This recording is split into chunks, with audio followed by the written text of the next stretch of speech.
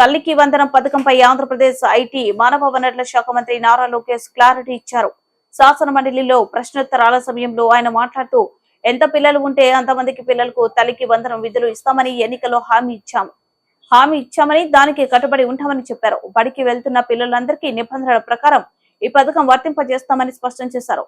ప్రభుత్వ ప్రైవేటు పాఠశాలలన్న భేదం లేకుండా విద్యార్థులందరికీ తల్లికి వందనం ఇస్తామన్నారు.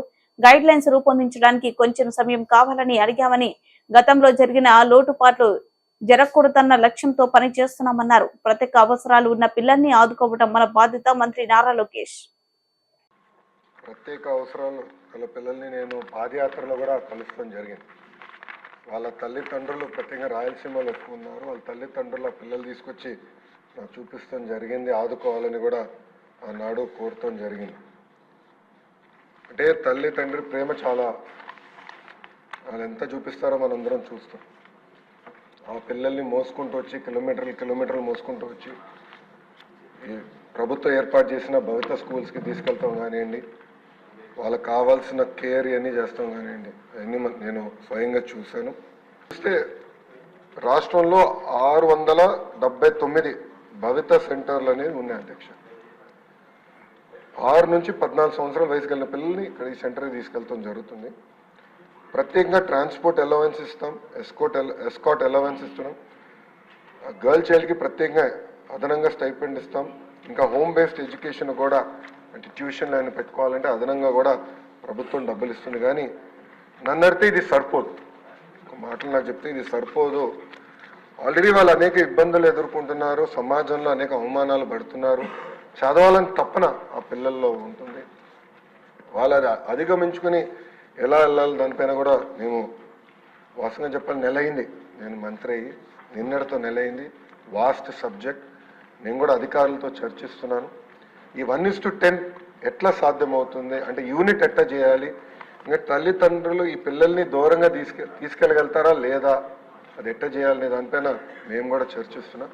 మొన్న కూడా మీరు చూశారు అధ్యక్ష, ఐఐటి ఎన్ఐటి స్టూడెంట్స్ వికలాంగులు, అంటే వాళ్ళు అనేక అవమానాలు ఎదుర్కొంటారు సమాజంలో. అలాంటిది చదవాలన్న పట్టుదలతో చదివి టెక్నికల్ రీజన్ వల్ల ఐఐటి ఎన్ఐటిలో వాళ్ళకి అడ్మిషన్స్ రాలేదు.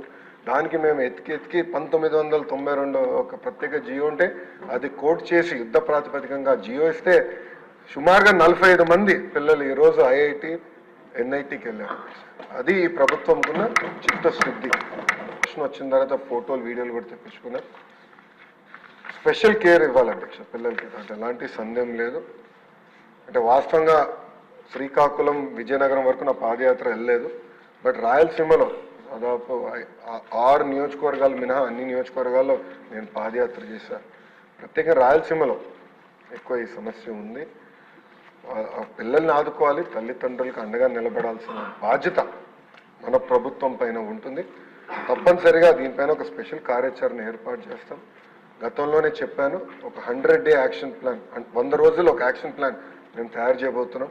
అది సభ్యుల ముందల పెడతా, సంఘాల ముందల పెడతా, ఉపాధ్యాయుల ముందల పెడతా, తర్వాత ప్రజల ముందల పెట్టి వాళ్ళ అభిప్రాయాలు తెలుసుకున్న తర్వాత అదొక వే ఆఫ్ పాలసీన విధానం నేను ప్రజల్లోకి తీసుకెళ్ళిన ఆలోచనలో ఉన్నా. అది వచ్చే అకాడమిక్ ఇయర్ నుంచి అమలు చేయాలనేది మన ప్రభుత్వం లక్ష్యం. దాంట్లో భాగంగా ఇది చాలా సీరియస్గా నేను తీసుకుంటాను. అవసరాలు ఉన్నాయి అంటే ఎలాంటి సందేహం లేదు. బట్ యూనిట్ ఎట్లా ఏర్పాటు చేయాలో వాస్తవంగా నేను కూడా కొంచెం కన్ఫ్యూజన్లో ఉన్నా. గౌరవ సభ్యులందరూ కూడా సూచనలు ఇవ్వండి. అంటే 1:10 మెయింటైన్ చేయాలంటే మండల యూనిట్ అయితే దూరం అవుతుంది. అదే నాకు అర్థం ఎట్లా చేయాలనేది.